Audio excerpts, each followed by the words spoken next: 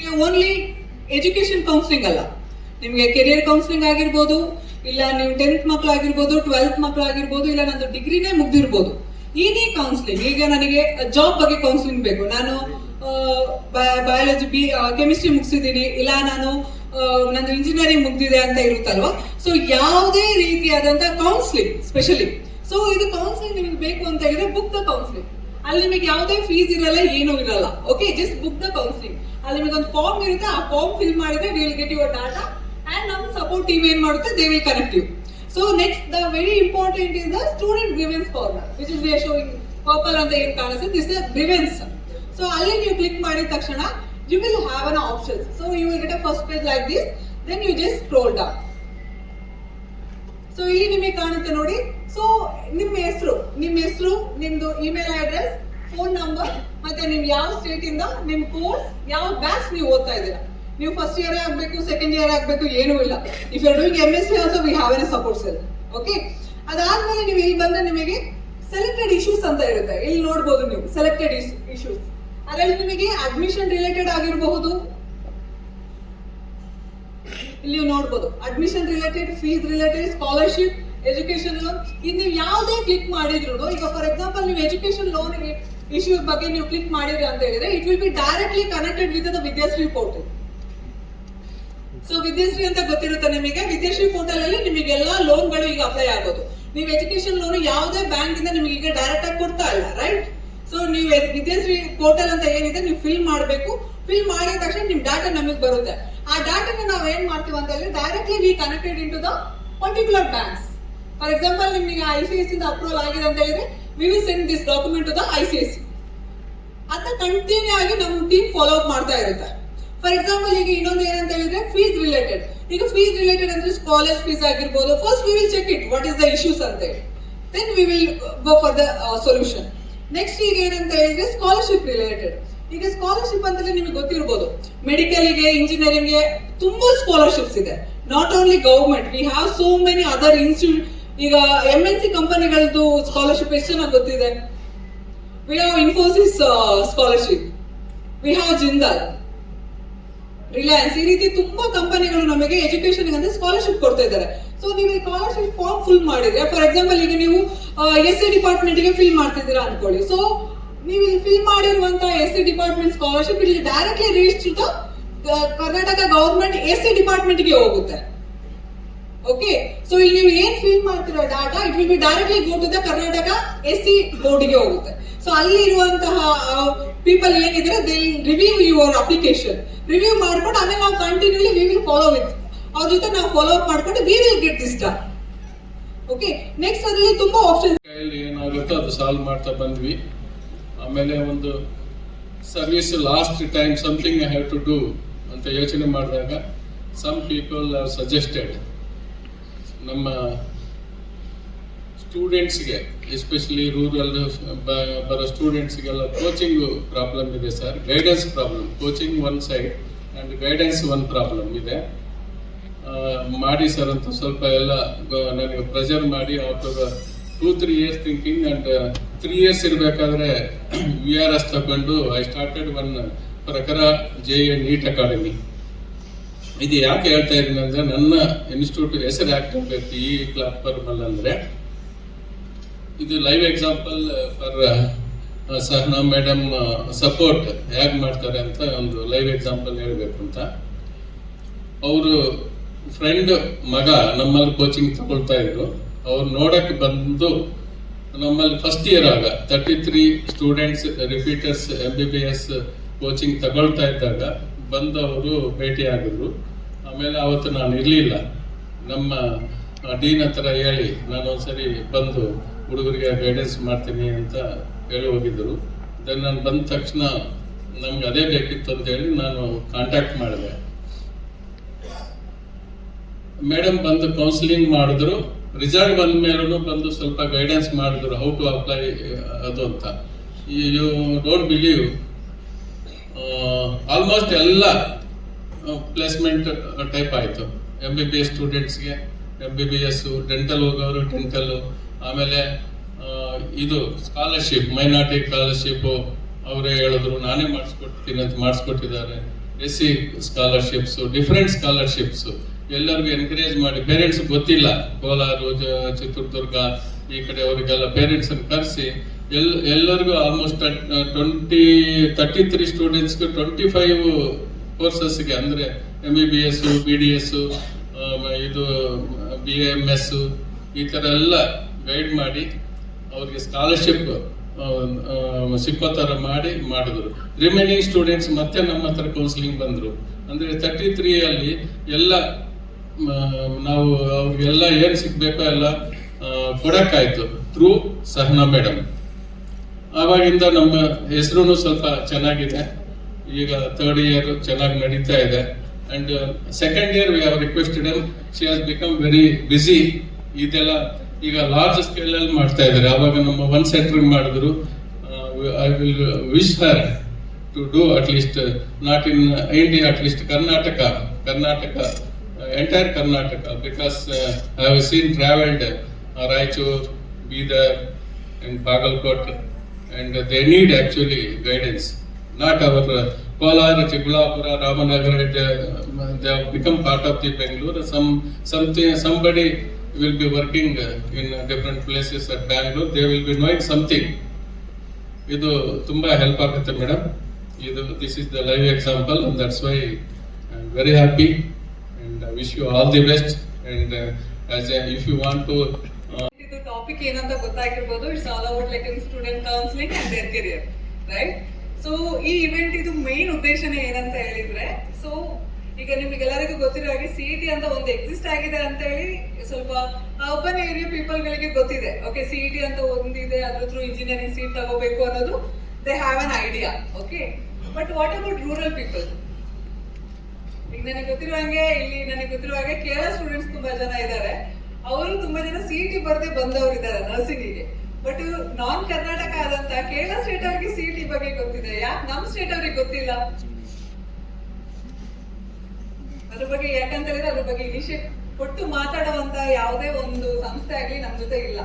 So YouTube ಅಲ್ಲಿ ತುಂಬಾ ಜನ ಇದ್ದಾರೆ, but you have to pay 299 rupees for the counselling, right? ಅದು ಕಂಪ್ಲೇಂಟ್ ಕೇಳ್ತಂತ ತುಂಬಾ ಜನ ಇದ್ದಾರೆ, ಈಗ ನನಗೆ ಹೇಳ್ದಂತ ಜನರಿದ್ದಾರೆ. So they have to pay ಇಷ್ಟು ಅಂತ ಹೇಳಿ.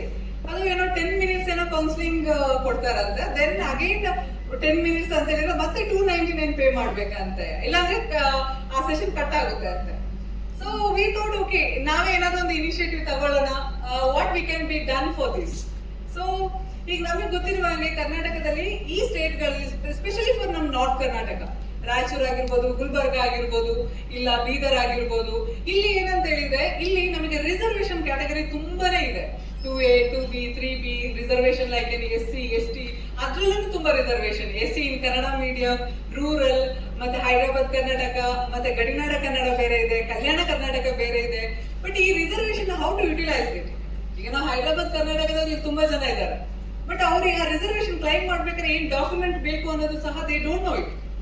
ಅದು ಈಗ 371J ಅಂತ ಒಂದು ಡಾಕ್ಯುಮೆಂಟ್ ತಗೊಳಕ್ಕೆ ನೀವು ತಾಲೂಕು ಆಫೀಸಿಗೆ ಹೋದ್ರೆ ನಿಮ್ಮ ಆಧಾರ್ ಕೊಟ್ರೆ ಅವ್ರು ನಿಮಗೆ ಆ ಡಾಕ್ಯುಮೆಂಟ್ ಸಬ್ಮಿಟ್ ಮಾಡ್ತಾರೆ.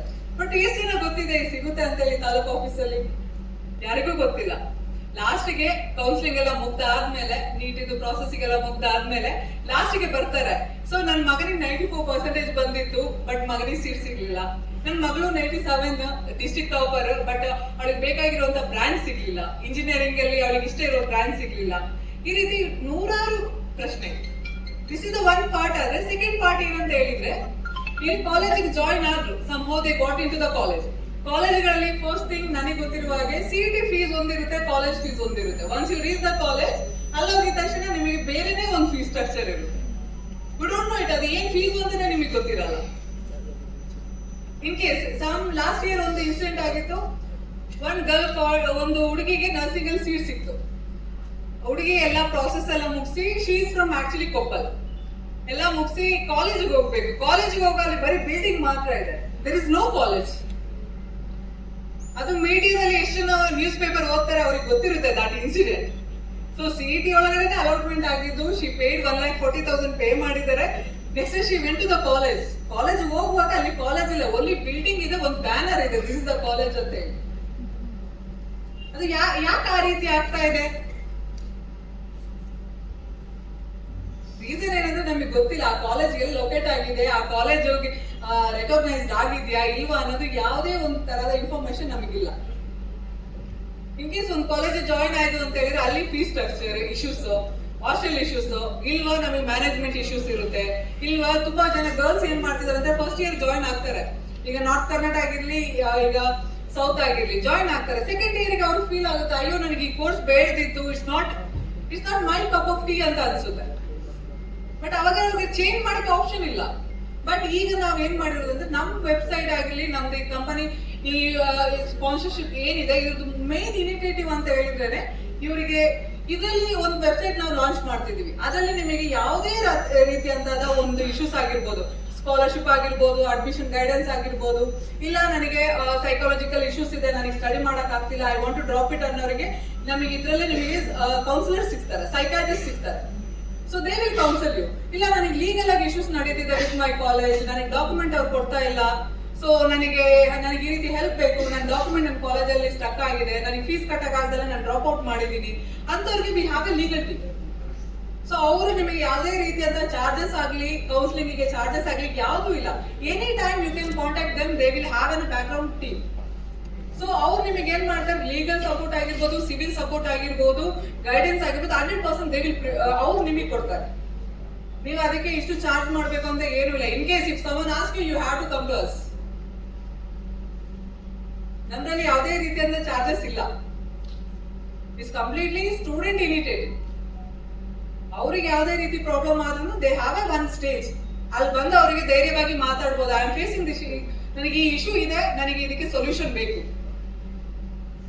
ಆ ಮೈನ್ ಮೋಟಿವೇಟ್ ಇಂದಾನೆ ನಾವು ಈ ಒಂದು ಇನಿಷಿಯೇಟಿವ್ ನ ನಾವು ಸ್ಟಾರ್ಟ್ ಮಾಡಿರೋದು.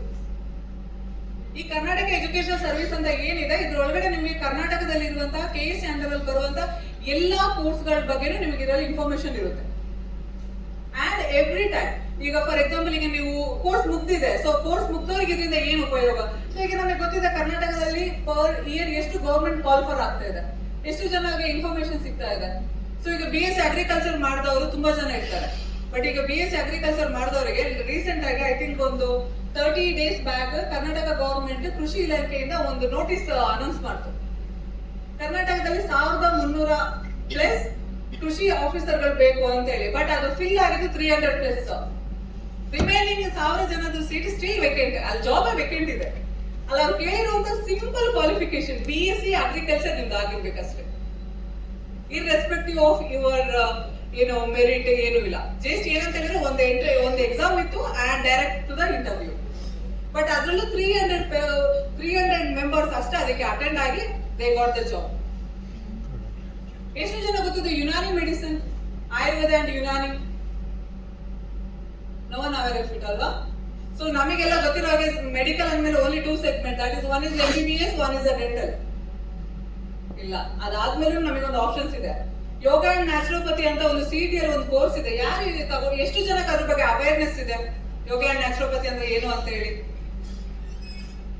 ಎಲ್ಲಾ ಯೂನಿವರ್ಸಿಟಿ ಇಯರ್ಲಿ ಕಂಡಕ್ಟ್ ಮಾಡ್ತಿದಾರಲ್ಲ ಯೋಗ ಡೇ ಅಂತ ಹೇಳಿ. ಬಟ್ ಯೋಗ ಡೇ ಏನಕ್ಕೆ ಮಾಡ್ತಿದ್ದಾರೆ? ಯೋಗನೇ ಒಂದು ಇಟ್ಸ್ ಅ ಮೆಡಿಸಿನ್. ಆ ಮೆಡಿಸಿನ್ ಕಲಿಯೋದೇ ಒಂದು ಕೋರ್ಸ್ ಇದೆ. What is the fees for it ಅಂತ ಹೇಳಿ? 10,200 rupees ಪರ್ ಇಯರ್. ಅದರಲ್ಲೂ ಈಗ SNQ ಕೋಟಾ ಇರೋರು ಎಷ್ಟು ಜನ ಇರ್ತಾರೆ, SC ST it's comes 0. So ಇದೆಲ್ಲಾ ಪ್ರಾಬ್ಲಮ್ ಗಳಿಗೂ ಸೊಲ್ಯೂಷನ್ ಅಂತ ಹೇಳಿನೇ ನಾವು ಈ ಕರ್ನಾಟಕ ಎಜುಕೇಶನ್ ಕೆರಿಯರ್ ಮಿಷನ್ ಅನ್ನೋದು ನಾವು ಸ್ಟಾರ್ಟ್ ಮಾಡಿರೋದು. ಸೊ ಇದರಲ್ಲಿ ನಿಮಗೆ ಈಗ ಏನಂತ ಹೇಳಿದ್ರೆ ಕಂಪ್ಲೀಟ್ ಸೊಲ್ಯೂಷನ್.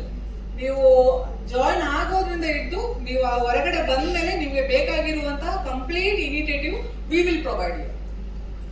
ಸೊ ಇಲ್ಲಿ ಸ್ಪೆಷಲ್ ಆಗಿ ನಿಮಗೆ ಇಲ್ಲಿ ಯಾವುದೇ ರೀತಿಯಾದ ಚಾರ್ಜಸ್ ಇರಲ್ಲ. ಸೊ ಇದ್ರಲ್ಲಿ ಯಾರಿಗಾದ್ರೂ ಡೌಟ್ ಇದೆಯಾ? ಈಗ ನನಗೆ ಗೊತ್ತಿರಂಗೆ ಎಲ್ಲ ಆಲ್ಮೋಸ್ಟ್ ಮೀಡಿಯಾ ಪೀಪಲ್. ಸೊ ಈಗ you are the one person who is going to be deliver this message. So ಇದ್ರಲ್ಲಿ ನಿಮಗೆ ಏನಾದ್ರು ಡೌಟ್ಸ್ ಇದೆಯಾ? ಯಾರಿಗೂ ಡೌಟ್ಸ್ ಇಲ್ಲ? Yes, just